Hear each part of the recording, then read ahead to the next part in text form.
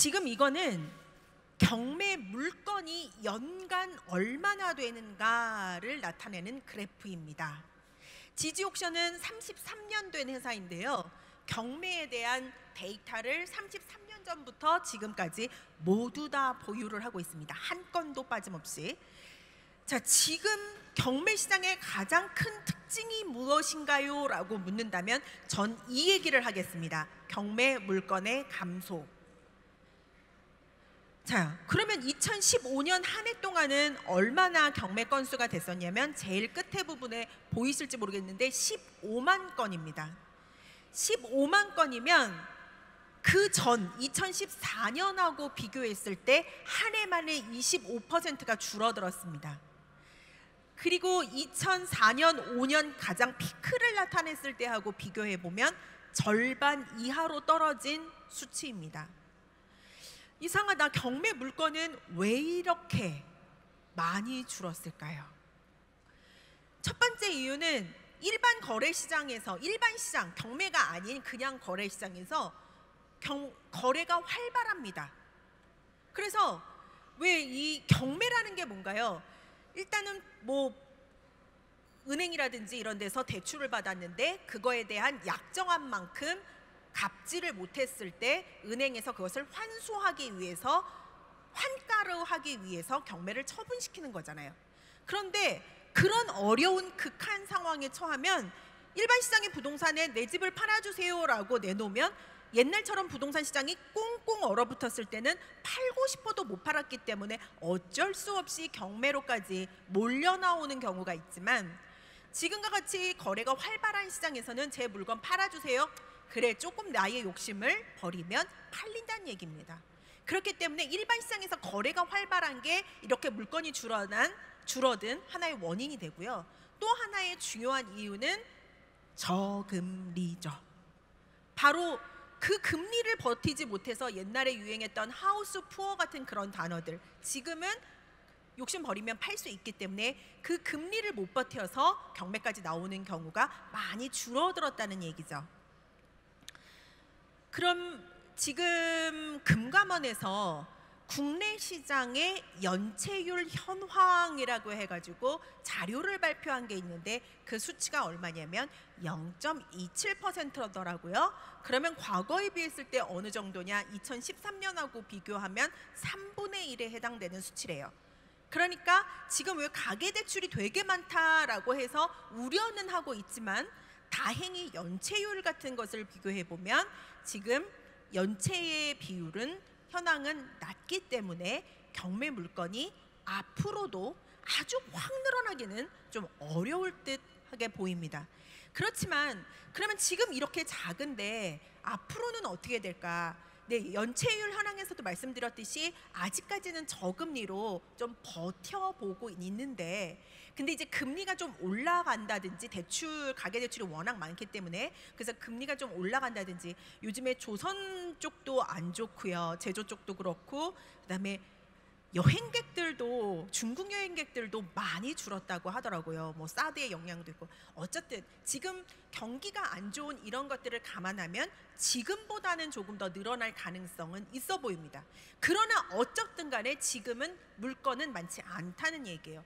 그러면 이렇게 물건이 감소하는 지금은 예전과 다르게 어떤 전략을 가지고 나가야 우리가 좀 성공을 할 수가 있을까라는 걸 생각을 좀 해봐야겠죠. 그래서 이제 솔루션이라고 얘기를 한 게 신건부터 검토한다, 그렇게 얘기를 했어요. 네, 저도 압니다. 경매의 매력이 무엇이라는 것을.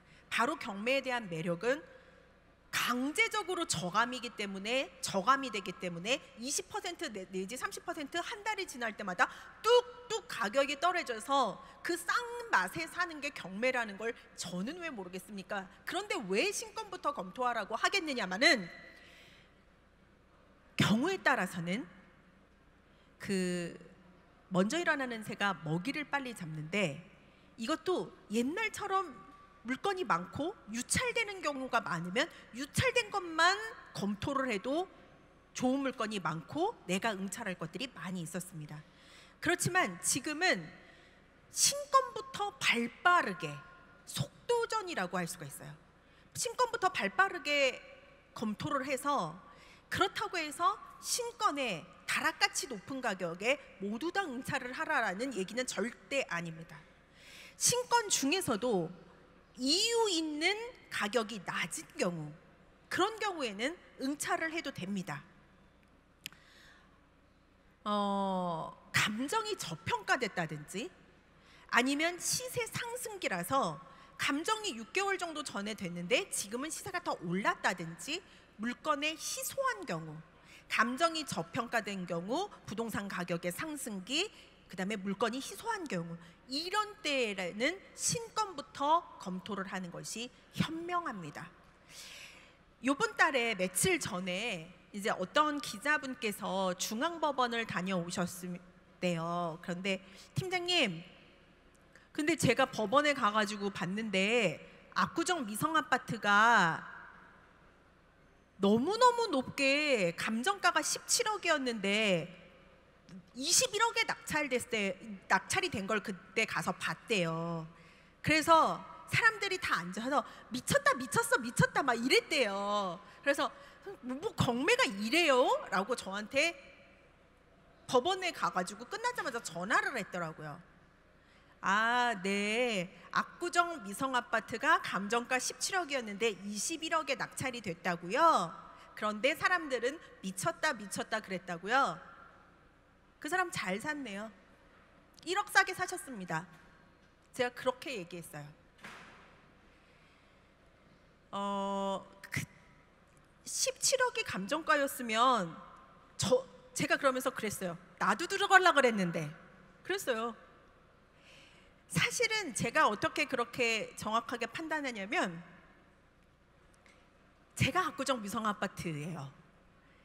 그런데 4월 말 정도에 공인중개사에서 팔라고 전화가 왔더라고요. 얼마예요? 그랬더니 정말 17억에 팔으라는 거예요. 그래서 이렇게 막 생각을 해보니까 뭐 양도세 빼고 또 뭐 빼고 그리고 이제 왜 압구정 아파트를 팔고 그걸로 무슨 어떤 건물이나 이런 걸 살 용의는 있지만 그런 게 당장 마련돼 있던 건 아니고 주거용으로 저는 다른 대체에 그만한 건 없다고 생각을 했어요.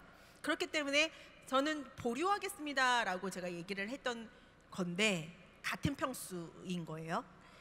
근데 그 다음부터 보니까 한 달에 1억씩 오르는 거예요. 지금 5개월이 지났거든요. 5월, 6월, 7월, 8월, 9월 5개월이 지났는데 22억인 거예요. 그래서 제가 그 물건을 너무나 잘하는 거예요.